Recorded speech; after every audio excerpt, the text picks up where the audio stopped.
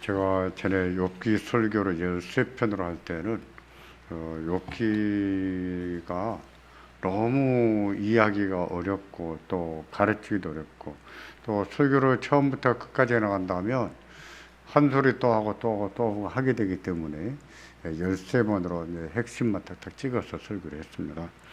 근데 그 뒤에 이렇게 보면서 욥의 친구들의 말이 다 틀렸는가? 그러지 않거든요. 말 자체는 맞거든요. 그래서 욥의 친구들이 한 말도 알아야겠다 해서 가르쳐야 되겠다라고 하면서 제가 지난 20년 동안 구약 교수님들에게 여러 번 여쭙었어요. 그게 생각났습니다. 욥의 친구들의 입장에서 설교를 해도 될까요? 이렇게 물었어요. 다들 대답이 똑같았습니다. 좀 조심스럽게 입장을 잘 고려가면서 해야 될 겁니다. 이렇게 얘기를 했어요. 근데 제가 욥기를 다시 보면서 또 찬양 예배 때 이 욥기를 다루면서 느낀 것은 친구들이 한 말 내용 자체는 맞지만은 때에 적절한 말이 아니잖아요. 욥에게 적절한 말이 아니에요. 그러니까 이 옳은 말로 욥을 얼마나 때려잡은지 모릅니다. 읽다 보면 너무 격렬해요. 대화가 너무 격렬해서 야, 이거는 아무리 좋은 말이지만 좋은 말로 사람을 이렇게 때려잡으면 친구들의 말 가지고 설교하는 것이 옳은 일인가? 이런 의문이 들 정도입니다. 그 정도로 친구들의 말이 격렬합니다. 우리 성경은 이렇게 그냥 평서문으로 쭉 이렇게 진술해 놨습니다. 근데 본래 욥기 성경에 많은 부분이 그렇습니다만 전도서도 그렇고 잠언도 그렇고 다 시입니다. 시의 특징이 뭡니까? 어떤 긴 문장을 함축적으로 말하잖아요. 함축까지만 감정을 격렬하게 집어넣잖아요. 그런 것을 이해하지 못하고 읽으면 모르는데 그런 것을 조금씩 느끼면서 읽으면 친구들과 욥의 말이 너무 격렬한 거예요. 나중에 보십시오만은 얼마나 말로 막 단죄하는지 모릅니다. 그래서 제가 이것을 가르치면서도 마음에 좀 짐이 되는 겁니다. 또 욥도 마찬가지예요. 욥도 그 친구들한테 무수한 말을 들으면서 아무 말도 안 하고 버텼더라면 욥이 버텨냈을까? 의문이에요. 버텼을까요? 저는요, 욥이 친구들한테 할 말도 하고 하나님 앞에 탄식도 했기 때문에 버텼지, 욥이 그냥 속으로만 꿍꿍꿍 알았더라면 못 버텼을 것이다 하는 생각이 듭니다. 그냥 재앙을 당했으면 내버려 둘 것이지, 내버려 뒀으면 이러든지 저러든지 이기고 버티고 했을 것 같은데 충고한답시고 계속 말로 찍어대니까 욥이 그걸 어떻게 견디겠어요? 근데 그 찍어대는 말을 들으면서 끙끙끙 참으면서 알았더라면 욥이 그냥 병들어 죽었을 것 같아요. 근데 욥이 두 마디를 한다고 하지 않았습니까? 친구들한테 한마디 하고 또 한마디는 하나님께 하고, 그래서 그 친구들의 응수를 받아내면서 욥이 병도 안 걸리고 죽지 않고 살지 않았을까, 이런 생각이 들어요. 그러면서 너무 힘들 때는 그냥 말하지 않고 버티는 것만이 능사가 아니구나, 이런 생각을 더 하게 됩니다. 저희 동기생들도 그래요. 목회하다가, 청문 받아서 목회하다가 다 사표 낸 사람들이 여러 명입니다. 여러 명이에요. 근데 진짜 힘든 사람은 사표 안 내고 버텨요. 버티는데 그 친구가 뭐라 그러냐면, 왜 속으로 끙끙끙 앓는가? 좀 얘기도 하지. 동기들한테도 말도 좀 하고, 속상하면 속상한 얘기 좀 하지. 그 친구는 그래서 잘 버티는 것 같아요. 다른 친구들은 절대 말하는 사람들이 아니에요.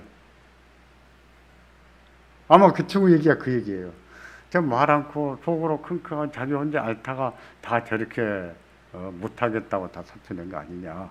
이렇게 얘기하는 거 들어볼 때 욥도 그러지 않았을까 싶어요.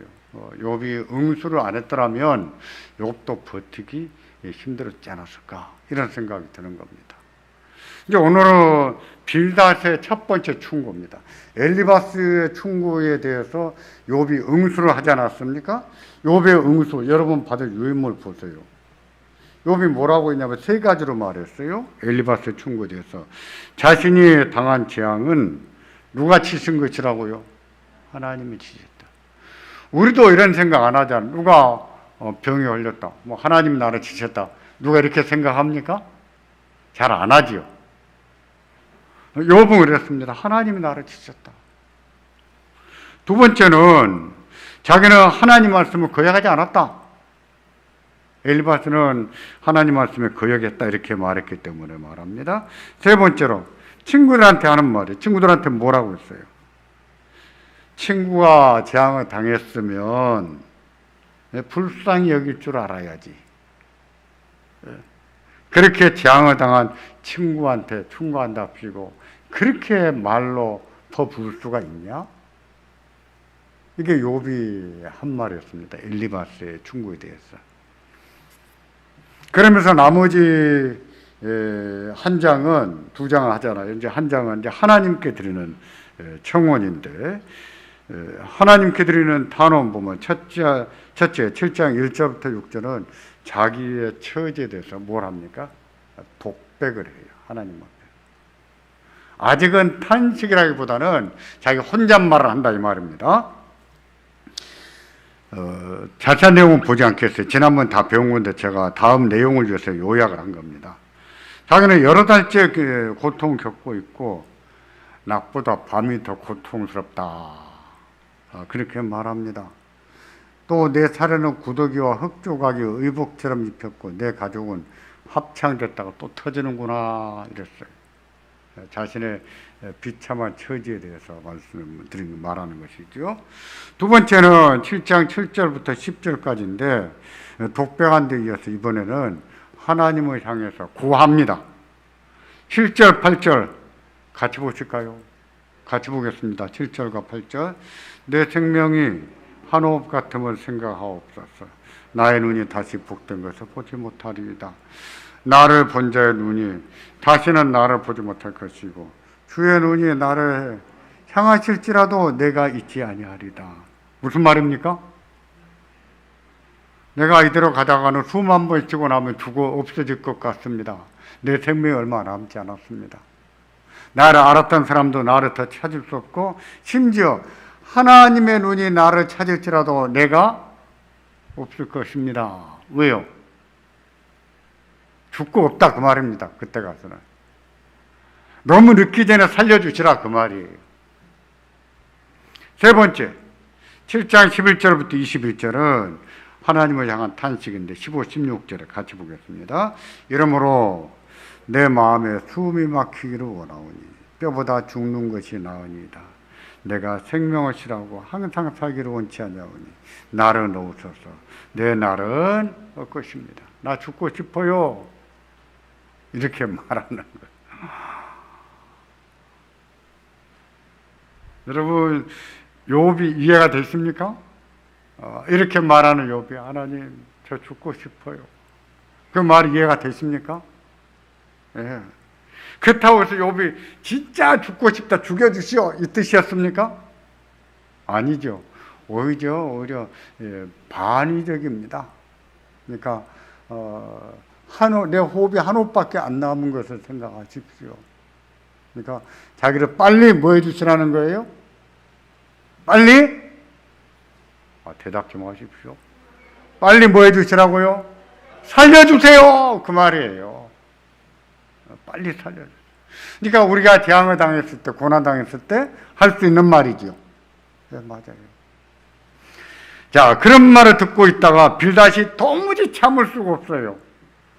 욥이 엘리바스한테 반박하고 또 하나님 앞에 청혼하는 소리를 듣다 보니까 7장, 6장, 7장을 듣다 보니까 이 빌닷이 막 열을 받은 겁니다. 열을 받아서 드디어 지켜보고 있다가 충고를 시작하는 겁니다. 먼저 1절을 보세요. 8장 1절에 수학 사람 빌닷이 대답하여 가로되 2절 3절 내가 어느 때까지 이런 말을 하겠으며 어느 때까지 내 입의 말이 광풍과 같겠는가 이렇게 말하지. 너 그 말을 언제까지 할 거냐? 옆에 말 듣고 들어주고 있다가 듣고 있다가는 너 그 입 안 닥치고 언제까지 그 소리 할 거야? 이렇게 말하는 것이죠. 2절은 그거예요. 이제 빌닷이 욥이 엘리바스한테 반박하고 있는 그 말을 반박한 말을 듣다가 네가 그따위 말을 언제까지 할래? 이렇게 말하게 된 거죠. 그래서 결국 뭐냐면 먼저는 빌닷의 충고를 볼 때 먼저는 욥의 항변을 책망합니다. 욥이 항변한 것을 책망한 거예요. 방금 2절과 3절을 봤잖아요. 그래서 하나님이 어찌 심판을 굽게 하겠느냐? 전능하시니가 어찌 공의를 굽게 하시겠느냐? 너 그런 말을 언제까지 할 거냐? 이렇게 말함으로 빌닷이 욥의 충고를 어떻게 했어요? 책망한 것이죠. 욥의 항변은요, 성도로서 해서는 안 될 말이었을까요? 하나님 앞에 할 수 없는 말이었을까요? 우리 한국 교회 성도들의 정서상으로는요, 할 수 없는 말이에요. 근데 그렇지 않아요. 할 수 있는 말이었습니다. 그 말을 빌닷은 용납이 안 되는 것이죠. 그래서 이 말은 광풍과 같다. 이렇게 말해요. 광풍과 같다. 이런 경우에 광자는 무슨 광자 씁니까? 빛광자 씁니까? 무슨 광자 쓰죠? 미칠광자 쓰더라고. 미칠광자. 네 하는 말이 미친 바람 같은 소리구나. 다시 말해서 욥의 한 말을 부정하고 책망한 것이죠. 뿐만 아니라 욥의 말을 하나님의 심판과 공의를 부정한 말로 이렇게 알아들었습니다. 다시 말해서 욥은 탄식하면 안 되냐? 그 말입니다. 탄식하면 안 될까요? 돼요. 여러 번 말씀드렸지만 시편에 보세요. 시편에 보면 탄식치가 얼마나 많은지 모릅니다. 탄식이 많이 나와요. 선지서도 보세요. 선지서도 보면 탄식이 많이 나오잖아요. 할 수 있는 거예요. 근데 빌닷이 볼 때는 하나님 앞에 탄식하는 것마저도 용납이 안 되는 것이죠. 용납이 안 돼요. 두 번째로 욥이 왜 재앙을 당했는가? 죄가 커서 재앙을 당했지라고 말하면서, 그러니까 너 회개하라 라고 말합니다. 빌닷이. 자식들이 죽은 것도 죄가 커서 죽었다고 했습니다. 그러나 이제라도 회개하고 청결하게 살아가면서 그렇게 하면 내 시작은 미약하였으나 내 나중의 취임이 어떻게 된다고요? 창대할 것이다. 이렇게 말했어요. 8장 4절 보세요. 같이 보겠습니다. 네 자녀들이 주께 득죄하였으므로 주께서 그들의 죄에 붙이셨나니. 이런 말 하면 됩니까? 안 됩니까? 안 되죠. 왜 안 될까요? 우린 몰라요. 우린 몰라요. 그거 어떻게 합니까? 뭐 기도해보면 압니까? 우린 몰라요. 알 수가 없어요. 하나님 무슨 뜻이 있겠지라고 생각할 뿐이에요. 그렇지 않더라도 무슨 선지자도 아니고 이거 자식이 왜 죽었겠냐? 죄가 커서 죽었지. 근데 부모 가슴에 대못 받는 것이죠, 이거든요. 해서는 안 되는 말입니다. 그러면서 이제라도 회개하라. 회개하면 하나님이 너를 다시 형통케 하실 것이다 하는 뜻으로 7절 이렇게 말하죠. 내 시작은 미약하였으나 내 나중은 심히 창대하리라. 우리가 어디서 많이 보는 성경 구절입니까? 사업장에서 많이 보죠. 음식점, 사업장에. 이 말은 왜 붙여놓습니까? 대박나라, 큰 부자 되라, 그 뜻이지요. 그러면 빌닷이 그런 뜻으로 이 말을 했습니까? 아니죠. 빌닷이 이 말을 한 이유는 뭐예요? 회개해라, 그 뜻이에요. 회개하면 너가 다시 출발하는 시작이 미약해도 나중에는 어찌 된다고요? 창대할 것이다. 이게 일 잘해라 그래서 대박나라 그 뜻입니까? 아니죠. 이 말을 한 의도는 뭐였어요? 회개하라, 회개하라. 맞습니까? 틀립니까? 회개해야 됩니까? 안 해야 됩니까? 해야 되지요. 해야 되는데 죄 때문에 당한 것도 아니고 밑도 끝도 없어가지고 네가 회개하라 이렇게 말하면 되겠어요? 적절한 말이 아니지요. 그러고 보면 빌닷의 말과 엘리바스의 충고로는 큰 차이가 없습니다. 엘리바스도 죄 때문에 네가 재앙을 당한 것이니까 회개하라 하고 말했고, 빌닷도 네가 죄 때문에 당했으니까 회개하라 그렇게 말합니다. 큰 차이가 없어요. 그들은 둘 다 보응의 원리를 철저하게만 생각했어요. 우리도 알잖아요. 세상에는 보응의 원리가 있습니까? 없습니까? 있어요? 없어요? 있어요. 죄 지으면 벌 받는 일이 있어요? 없어요? 있어요. 근데 죄를 지을 때마다 벌을 받습니까? 아니잖아요. 죄를 지었는데도 하는 일이 잘 되는 사람이 있습니까? 없습니까? 있어요. 그건 뭘 나타냅니까? 하나님은 세상을 다스리실 때 보응의 원리로 다스리시지만 보응의 원리를 엄격하게 그 하나만 가지고 다스리시지 않으신다는 거예요.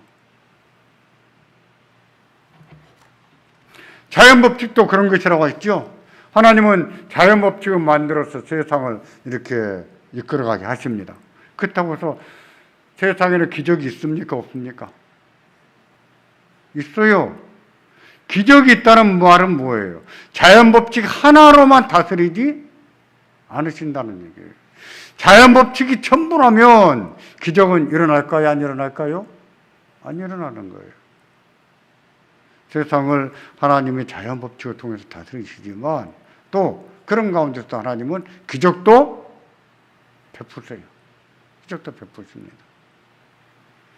하나님은 보응의 원리도 만드셨습니다. 자연법칙도 만드셨습니다. 근데 하나님은 그것을 초월해 계신 분이세요. 그 모든 것은 하나님의 세상을 다스리시는, 하나님이 세상을 다스리시는 방편 중에 하나에 불과한 거예요. 그러고 보면 우리도 재앙을 당한 사람, 고난당하는 사람들을 볼 때 말을 조심해야 되겠죠. 조심해야 됩니다. 그 얕은 지식 가지고 분명히 뭐 어떻게 될 것이다 하는 식으로 말해서는 안 되겠죠. 그 다음에 8장 8절부터는요, 현인들, 옛사람들의 말을 인용합니다. 8장 8절부터는 옛시대 사람에게 배우라 이렇게 말하는데 그 옛시대 사람들, 현인들을 말하는 거예요. 그런 현인들이 터득한 것을 배우면 욥이 잘못됐다고 하는 것을, 잘못하고 있다는 것을 알게 될 것이다 하는 뜻으로 한 말이에요. 8절과 10절 8절과 10절을 같이 보겠습니다. 청컨대 너는 옛시대 사람에게 물으며 열조에 터득한 일을 배울지어다. 그들이 네게 가르쳐 이르지 아니하겠느냐. 그 마음에서 나는 말을 말하지 않겠느냐. 왜 충고하다가 옛날 현인들한테 배우라고 말할까요? 그런 현인들의 말은요, 보편적 진리로 받아들이고 있었기 때문이에요. 그 시대 사람들이 현인들의 말을 보편적인 진리로 받아들인 겁니다. 욥도 그것을 인정했을 것이라고 저는 생각합니다. 이처럼 빌닷이 현인들의 말을 끌어온 것은 자기들의 생각이 옳다는 것을 증명해 보이기 위해서 끌어온 거예요. 그러니 어떻게 하라는 거예요? 네 항복해라 그 말이에요. 네가 틀렸다는 것을 인정해라 그 말이에요. 내가 이렇게 충고하지 않았느냐? 현인들도 그렇게 말한다. 그러니까 충고에 승복해라. 이런 어조로 말한 겁니다.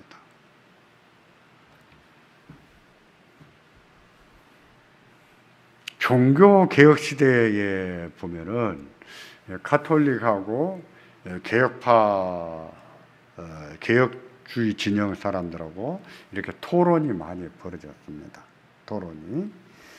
토론이 벌어지면 우리는 그게 틀렸다고 내가 옳다는 것을 증명할 때 뭘 인용합니까? 성경 인용해야죠. 성경. 근데 그 시대에는요, 교부들의 말을 인용했습니다. 어거스틴은 이렇게 말했고 오리겐은 이렇게 말했다. 이렇게 말해야 그 권위가 받아들여지는 거예요. 그러니까 자기들의 의견이 옳다는 것을 누구로 끌어왔어요? 옛사람들, 현인들의 말을 끌어온 것입니다. 칼빈 선생님이 그 토론장에 갔어요. 어느 날 갔는데 가만히 듣고 있으니까 칼빈 선생님 뜨기 전입니다. 가만히 듣고 있다 보니까 이 가톨릭에서 나온 사람들이 교부들의 책을 인용하면서 개혁파 사람들이 틀렸다고 막 얘기하는 거예요. 근데 그 시대는 교부들의 말이 권위로 받아들여졌기 때문에 누구도 거기에 대해서 항변을 못하는 겁니다. 그때 칼빈 선생님이 이런 식으로 말합니다. 교부 아무개가 이렇게 말했다고요? 아닙니다. 그렇게 말하지 않았습니다. 그분의 책, 무슨 책 몇 페이지를 보세요. 그분은 이렇게 말했습니다. 그분의 책의 페이지까지 인용해서 거기에 대해서 반박한 겁니다. 또 어느 교부 책에 뭐라고 말했다고 그렇게 말했습니까? 그거 틀린 말입니다. 그분 책 몇 페이지를 보세요. 그 몇 페이지 보면 그분은 그렇게 말하지 않았습니다. 이렇게 말했습니다. 할 말 있겠어요? 없겠어요? 할 말 있겠죠. 그렇게 해서 칼빈 선생님이 개혁운동을 했다고 해요.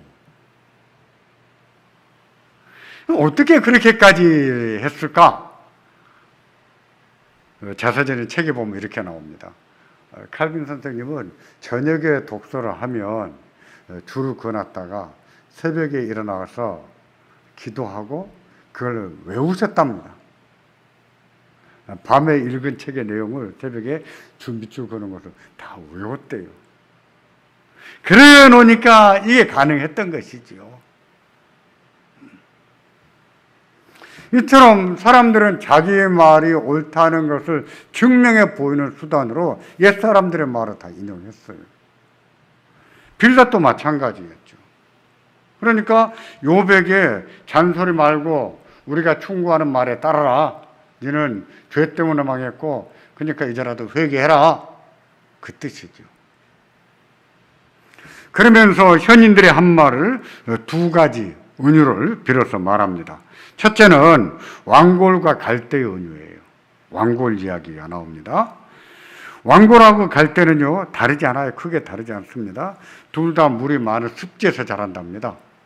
저는 왕골 말만 들어봤지 이거 어디서 자라는 걸 보지를 못해서 잘 모르겠는데 여기서 말하는 왕골 갈대 이것은 주로 애굽이나 이런 데서 자라는 갈대입니다.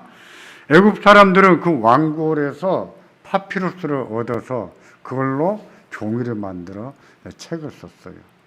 바이블이라고 하는 말도 거기서 나온 겁니다. 그런데 그것을 엮어서 배도 만들었다 이렇게 말하는데 모세의 엄마가 모세를 나일강에 띄워 보내잖아요. 뭐에다가 띄워 보냅니까? 담았어요? 갈대 상자. 바로 그거예요. 그거. 갈대 상자에다가 역청을 칠해서 물이 새들어오지 못하게 하지 않았습니까? 바로 그거. 그런 것은 이렇게 습지에서 자란답니다. 근데 특별한 것은 뭐냐면 다른 주변의 풀보다 더 빨리 마른대요. 빨리 마르니까 당연히 먼저 뭐 하겠습니까?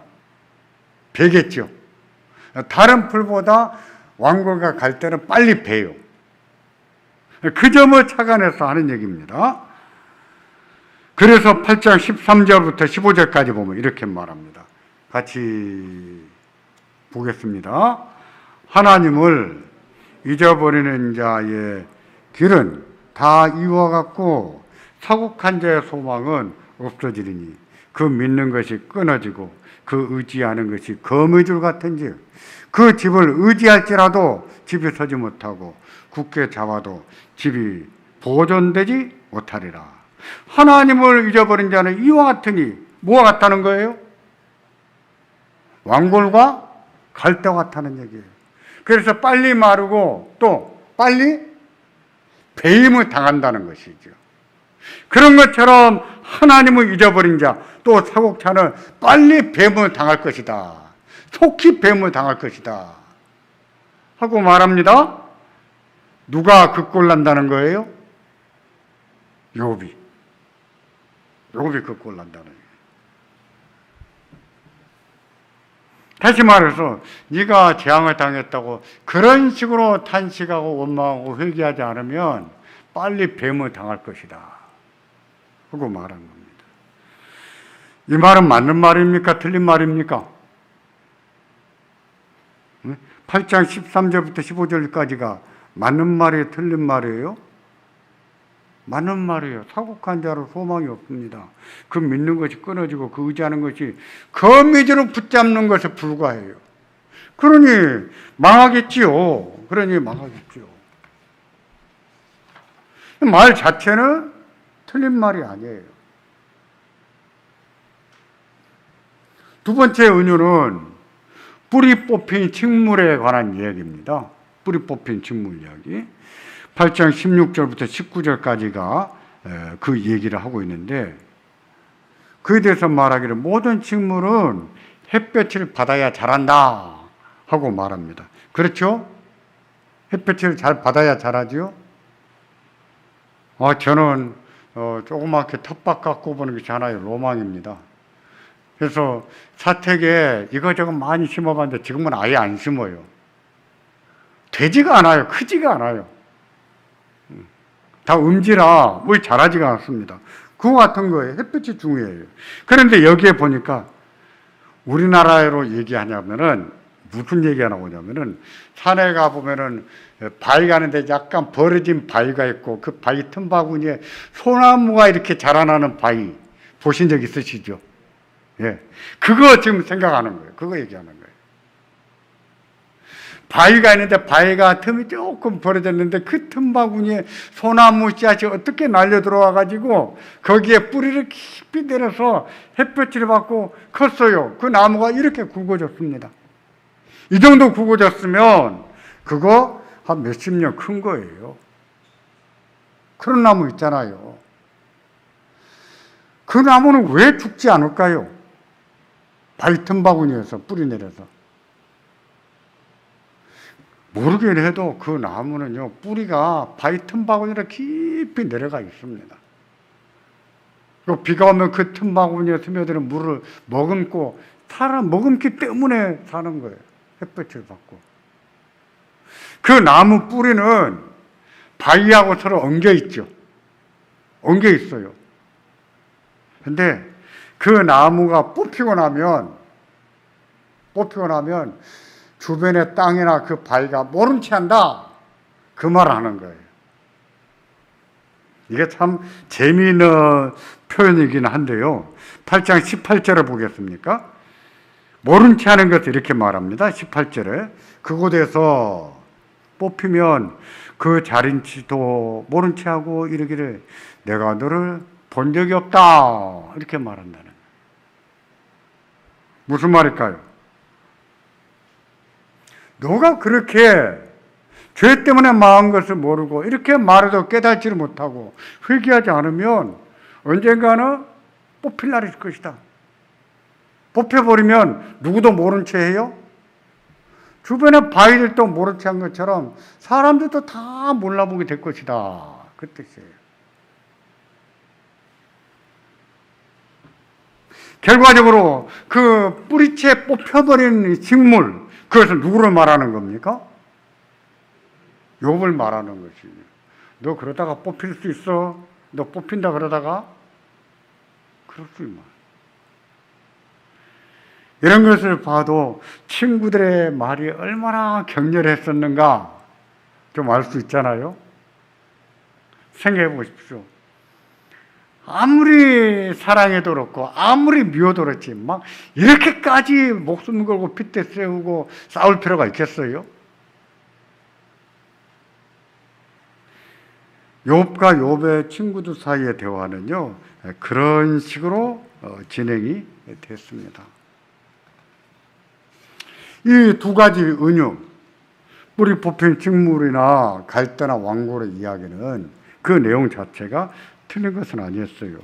근데 빌닷의 충고는 엘리바스의 경우와 마찬가지로 욥에게 적절한 말이 아니었지요. 아니었어요. 그런 것을 뭐라고 했습니까? 비판하지 말라면서 마태복음 7장에요. 거룩한 것을 그에게 주며 진주를 돼지에게 주지 마라. 그렇게 말했잖아요. 비판받지 아니라거든 비판하지 말라. 이 비판이 부정적인 의미가 아니에요. 나쁜 의미에서 한 얘기가 아닙니다. 자기 눈에 들보는 보지 못하면서 남의 흠만 보려고 하는 태도에 대해서 얘기하는 것이죠. 이런 것을 보면 사람이 입단속하고 사는 것이 참 힘든 것 같아요. 입단속하고 사는 게 참 힘든 거예요. 그러니까 잠언을 봐도요. 잠언 10장부터 21장까지 솔로몬의 금언이잖아요. 솔로몬의 금언 원인데 여기 보면 부에 대한 금언이 나오고 말에 대한 금언이 많이 나. 더 많이 나온 것은 뭐냐? 말에 대한 금언이 제일 많이 나. 그래서 말이 지혜로워야 된다. 이런 말을 했는데 말이 지혜로우려면 어떻게 되는가? 첫 번째 원칙으로 제시한 것이 뭐냐면은 뭘까요? 말을 적게 해라. 말을 적게 해라. 말이 많으면 실수할 수 있다. 그러니까 기본적으로 말이 지혜로우려면은 말이 적어야 된다. 하고 가르쳐. 이 말은 말하지 말고 살아라 그 뜻이 아니에요. 말을 절제하고 살아라 그 뜻이지요. 어떻게 말을 안 하고 살겠어요? 말을 절제하고 살아야 된다. 말을 절제하고 사는 것이 말의 지혜예요. 첫 번째입니다.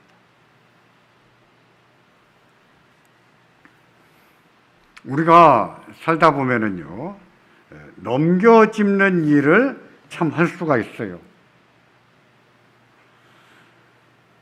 그것은요, 굉장히 위험한 거예요. 자기가 무엇을 잘 안다고 생각하든지, 자기가 경험이 많다고 생각하든지 할 때에 상대방의 말을 처음부터 끝까지 들어보지 않고 결론을 먼저 말해버리기 쉽잖아요. 이런 게 넘겨짚는 말이죠.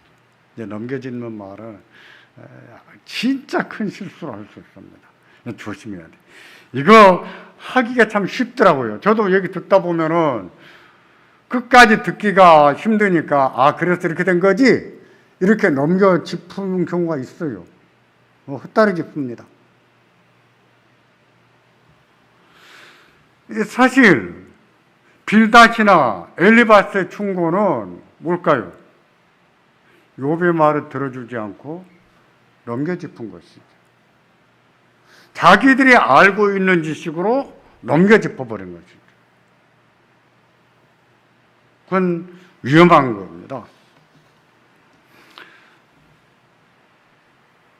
그러면서 이제 마지막 단계에서 하나님의 성품을 들어서 충고합니다. 조금 전에는 누구를 인용 끌고 와서 충고했습니까?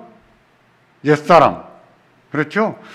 갈대와 왕골 이야기를 했었고 또 바위 틈바구니에서 자라난 식물 얘기를 했었잖아요. 그러니까 옛날 현인들도 이렇게 말하지 않았느냐. 네가 틀린 거야. 우리 말 들어. 항복해. 빨리 무릎 꿇어. 이렇게 말한 것이거든요. 자, 이번에는 누구 말을 인용하냐면, 누구를 인용하냐면 하나님의 성품이에요. 여기서도 마찬가지입니다. 자기들이 옳으니 자기 말을 들어라 하는 것인데, 자, 20절부터 보겠습니다. 20절. 하나님은 순전한 사람을 버리지 아니하시고 악한 자를 붙들어 주지 아니하신즉 웃음으로 내 일에 즐거운 소리로 내 입술에 채우시리니 너를 미워하는 자는 부끄러움을 입을 것이라. 의인의 장막, 악인의 장막은 없어지리라 했어요. 이 말의 의도는 뭘까요? 지금 욥을 순전한 사람으로 여깁니까? 순전하지 않은 사람으로 여깁니까? 순전하지 않은 사람이에요. 그러니까 이 말을 하는 이유는 하나님은 순전한 사람 버리지 않으신다 하고 말했으니까 욥에게 뭐 어떻게 하라는 거예요? 회개하라는 거예요. 하나님은 순전한 사람은 버리지 않으십니다. 순전하다는 말은 욥에게 붙여진 말이에요. 완전하다, 온전하다 뜻인데 구약에서는 주로 이 말이 도덕적으로 온전한 경우에 쓰는 말입니다. 하나님께서는 욥을 순전하다 이렇게 말씀하셨어요. 같은 단어입니다. 그렇습니까? 안 그렇습니까? 하나님은 순전한 자를 버리십니까? 안 버리십니까? 버리십니까? 안 버리십니까? 안 버리시지요. 악한 자를 붙들어 주십니까? 안 붙들어 주십니까? 악한 자를 안 붙들어 주세요. 이런 것을 뭐라고 해요? 보응의 원리라고 합니다. 보편적 진리지요. 보응의 원리는 보편적 진리입니다. 그러므로 회개하라는 것인데 이제라도 회개하고 순전하게 살면 웃음이 내 입에 즐거운 소리로 내 입술에 채우실 것이다. 누가? 하나님이 채우실 것이다. 하나님이 웃게 하실 것이고 하나님이 기쁜 일, 즐거운 일을 많이 채워주실 것이다 하고 말했습니다. 우리식으로 말하면 입이 귀에 걸릴 정도로 하나님이 좋은 일이 일어나도록 해주실 것이다 하고 말했어요. 어떤 뜻으로? 회개하라는 뜻으로. 제가 앞에서 이렇게 줬습니다. 하나님이 순전한 사람을 버리십니까? 안 버리십니까? 안 버린다고 했습니다. 그러면 다시 여쭙겠습니다. 하나님은 항상 순전한 사람을 안 버리십니까? 항상 순전한 사람을 꽉 붙들어 주십니까? 반대로 악한 자들은 항상 하나님이 패대기를 쳐버리십니까? 항상 토막 내버리십니까? 아니시잖아요. 앞에서는 지다 그랬잖아요. 뒤에서는 아니다 그랬잖아요. 차이가 뭐예요? 앞에서는 보편적 보응의 원리를 얘기하고 뒤에서는 철저한 보응의 원리를 얘기한 거예요. 하나님은 우리는 알 수가 없는데 하나님은 순전한 자도 때로는 고난도 당하게 하십니다. 악한 자도 많이 봐주실 때가 있어요. 하나님은 순전한 자를 지키시는데 보편적으로 그래요. 그럼에도 불구하고 하나님의 순전한 자를 때로는 안 붙들어 주실 때도 있어요. 고난도 당하게 하시고 재앙도 당하게 하실 때가 있어요. 욥도 그래서 당한 거 아니겠어요? 맞습니다. 욥이 그래서 당했어요. 우리는 몰라요. 왜 그랬었는지. 우리는 다 모르고 당합니다. 그러나 한 가지는 분명히 알아야 돼요. 우리는 그런 세상을 살 수밖에 없다는 거예요. 모든 일이 순전한 자는 항상 붙들어 주시고 악한 자는 항상 버리는 계신다면 우리는 살기가 더 편한지도 모르겠어요. 근데 하나님은 어떤 이유에서인지 그렇게 하지 않았습니다. 보편적으로 순전한 자를 붙들어 주시지만 어떤 때는 순전한 자가 고난을 당하도록 벌어주실 때도 있어요. 그렇다고 해서 하나님이 모른 체 하지는 않으십니다. 욥이 한 말처럼 아침마다 찾아오시고 분초마다 살펴주세요. 침만 먹으면 삼키는 순간에도 하나님이 붙들고 계세요. 우리는요, 그런 세상을 살 수밖에 없는 거예요. 저는 이렇게 성경에 이렇게 말은 가르칩니다만은 저희는 클 때 그렇게 배우질 않았어요. 너희가 기도해봐라. 하나님이 다 들어주신다. 예? 하나님 말씀대로 살아봐라. 하나님이 다 축복하신다. 항상 축복만 듣고 컸습니다. 살아보니까 그렇습니까? 그래요? 아니에요. 성경도 그렇게 안 가르쳐요. 우리가 순전하게 살아야 돼요. 정직하게 살아야 돼요. 그럼에도 불구하고 때때로 어떤 알 수 없는 이유로 하나님이 고난을 당하시게 하실 때도 있어요. 우리는 압니까? 모릅니까? 왜 당하는지? 몰라요. 근데 넘겨짚어요? 그런데 함부로 충고해요? 어리석은 것이지요. 그렇게 하면 안 되지요. 정리하면은 엘리바스도 그렇고 빌닷도 마찬가지예요. 그들의 말 자체는 틀리지 않아요. 근데 욥에게 해당되지가 않았을 뿐이에요. 근데 이렇게 충고하다가 아니다 싶으면 어떻게 해야 됩니까? 아니다 싶으면 야, 내가 지금 해보면 알잖아요. 말하다 보면 말을 받아들이는가 안 받아들이는가 아시잖아요. 근데 말을 자꾸 충고를 해주는데 꼭 기분이 거룩한 것을 개한테 주고 돼지 목에 진주로 걸어주는 것 같은 기분이 들면은 어떻게 될까요? 충고를 빨리 멈춰야지요. 거기다가 우겨먹고 이겨먹으면서 계속 충고하면 누구와 똑같습니까? 욥의 친구들하고 똑같은 거예요. 딱 멈춰야 돼요. 멈추고 미안합니다 하고 맡겨야 됩니다. 누구한테? 하나님께 맡겨야 돼요. 그런 일은요, 우리가 해결할 수 있는 문제가 아니에요.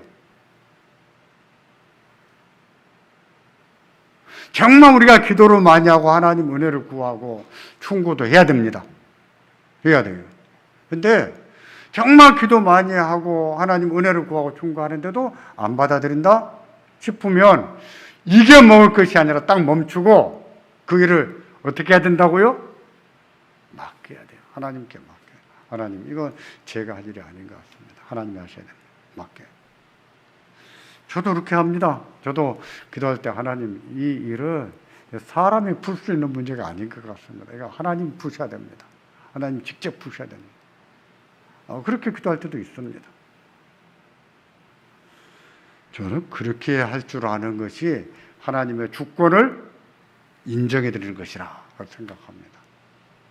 빌닷의 충고를 볼 때 그 점이 아쉽습니다. 욥은 빌닷의 말을 들으면서 또 상처를 받는 거예요. 더 많은 상처를 받는 거예요. 그래서 9장에 가면은 욥의 대답이 나옵니다. 욥이 막 열불을 토하는 것이죠. 9장 다음 시간에 또 참고하도록 하겠습니다. 기도하겠습니다.